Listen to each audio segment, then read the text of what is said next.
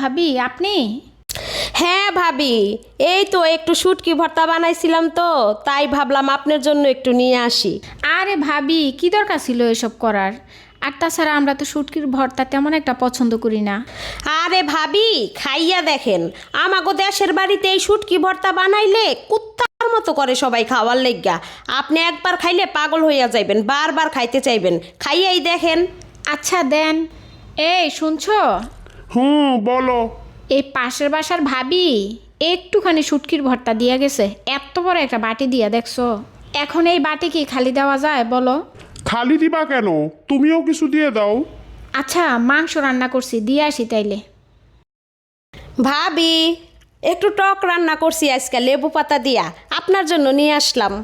আরে ভাবি, আমরা তো এগুলো কখনো খাই না।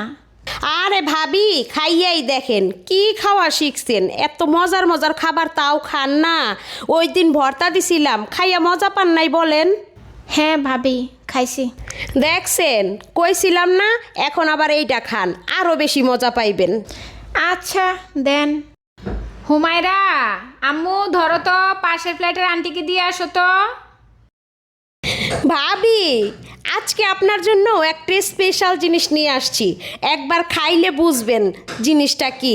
মরিচের বোটার চাটনি। কি ভাবি? আরে ধরেন তো, খাইয়া তারপর কইবেন। আজকে তো নতুন কিছু রান্নাই করবো না, থাক, সবসময় কি আর বাটি বইরা দিতে হয়? আজকে না হয় খালি বাটিটাই দেই।